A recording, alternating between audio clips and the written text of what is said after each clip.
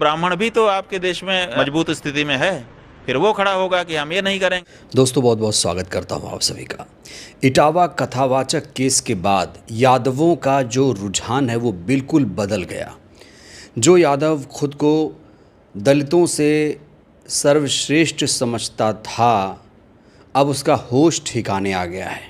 यादव शूद्र था, यादव शूद्र है, ये बात आप लोग नोट कर लीजिए अपनी डायरी में। दोस्तों कहा जा रहा है कि इटावा केस के बाद यादवों की आंखें खुल गई हैं और यादव समाज के बहुत सारे लोग इस बात को अब समझ चुके हैं कि वो शूद्र ही हैं।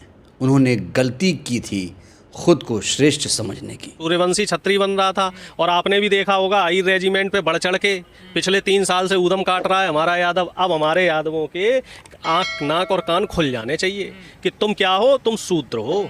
तुम्हारी औकात, जो मनवादी व्यवस्था है उसने तुम्हारी औकात और हैसियत बता दी है।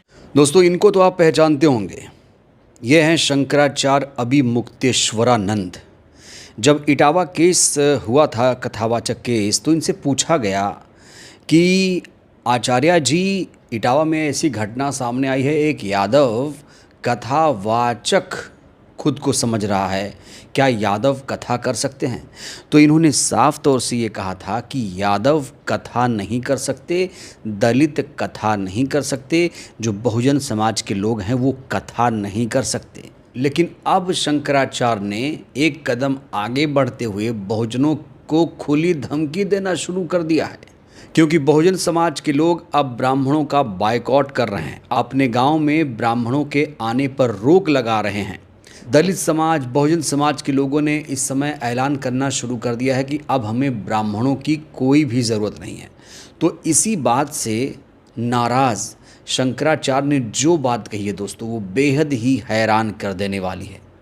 और शंकराचार्य जिस तरीके से धमकी दे रहे हैं बहुजनों को, उनका भी इस समय विरोध शुरू हो गया। देखिए किस तरीके से कह रहे हैं कि पूजा कराना है तो कराओ, नहीं तो मत कराओ, हमें कोई फ़र्क नहीं पड़ता। आप कह रहे हैं कि हम यादव हैं, हम ये करेंगे, हम ब्राह्मण से पूजा नहीं कराएंगे, हम ये नहीं करेंगे, ठीक है मत कराओ। लेकिन इस बात को अगर आप लंबा उठाओगे तो ब्राह्मण भी तो आपके देश में मजबूत स्थिति में है, फिर वो खड़ा होगा कि हम ये नहीं करेंगे। तो इसका नुकसान किसका होगा? ये देश का होगा, भारत का होगा। तो क्या यादव को और ब्राह्मण को, दोनों को इस बारे में नहीं सोचना चाहिए कि हम लड़ें? क्यों लड़ें हम, अगर भाई भाई हैं? और दूसरे, हम एक ही देश के हैं, हमारे लड़ने से हमारे देश को नुकसान हो रहा है, तो इस बात का विचार कौन करेगा? सुना आपने दोस्तों, शंकराचार्य कह रहे हैं कि ब्राह्मण समाज बहुत ज़्यादा मजबूत है, उसको बायकॉट करने से, उसका विरोध करने से उसे कुछ भी फ़र्क नहीं पड़ेगा, क्योंकि वो पहले से ही मजबूत है। तो यहाँ पर शंकराचार्य के 2-3 बयान अपने आप में विरोधाभास प्रकट कर रहे हैं।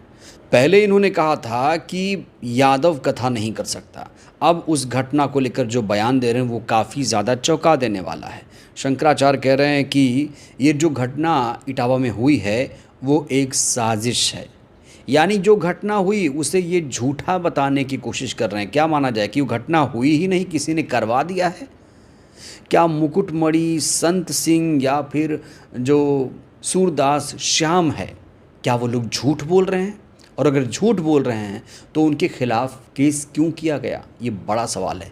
देखिए शंकराचार्य ने किस तरीके से इस घटना को एक साजिश बताया है। हमारा जो मानना है, शुरू से ही हमको इसमें समझ में आने लगा था कि ये मामला हुआ नहीं है, ये घटना नहीं है, ये षड्यंत्र है, ये पहले से ही तय करके कराया गया है। क्योंकि जो संतराम और दूसरे लोग हैं, उनका वक्तव्य हमने सुना, वो कह रहे हैं कि यहाँ से 15-20 किलोमीटर ही हमारा जन्म स्थान है, तो इतने पास के लोग हैं, उनकी जाति के बारे में किसी को पता ना हो, ऐसा हो नहीं सकता। हमको तो यही लगा शुरू से कि ये जाना गया मामला था कि ये अमुक जाति के हैं, लेकिन ब्राह्मण बन के कथा कर रहे हैं, इनको अपने यहाँ बुलाओ और फिर बेइज्जत करो। तो सुना आपने दोस्तों, शंकराचार्य साफ तौर से कह रहे हैं ये जो घटना है एक साजिश है। साजिश का मतलब क्या? कोई करवा रहा है, ऐसी घटना हुई ही नहीं। जब ऐसी घटना हुई ही नहीं तो पुलिस क्या जांच कर रही है, किस बात को लेकर तफ्तीश हो रही है? तो फिर यादव कथावाचकों के बाल क्यों मुंडन किए गए, क्यों उनके साथ मार पिटाई की गई? दोस्तों इस केस में पहले से ही आशंका जताई जा रही थी कि जो पीड़ित हैं, जिनको मारा पीटा, जिनकी कुटाई की गई है, उनको न्याय नहीं मिलेगा, और उनको वाकई न्याय मिलता नज़र नहीं आ रहा है, क्योंकि उन्हीं के खिलाफ ही केस दर्ज करा दिया गया। दोस्तों वो महिला तो आपको याद होगी जिस महिला के मूत्र से यादव कथावाचकों को पवित्र किया गया था। अब उस महिला ने इन लोगों के खिलाफ केस दर्ज करा दिया है, छेड़खानी का। गंभीर धाराओं में केस दर्ज कराया गया है और कहा जा रहा है मुकुटमणि संत यादव और साथ ही साथ जो श्याम हैं उनकी मुश्किलें आने वाले दिनों में बढ़ सकती है। दोस्तों इस पूरे केस को लेकर जो मनुवादी लोग हैं वो यही कह रहे हैं कि जातिवाद नहीं है, जातिवाद दिखाया जा रहा है। अगर जातिवाद नहीं है तो फिर शंकराचार्य कोई दलित या यादव क्यों नहीं बन सकता? अगर जातिवाद नहीं है तो किसी मंदिर में पुजारी कोई शूद्र या दलित क्यों नहीं बन सकता?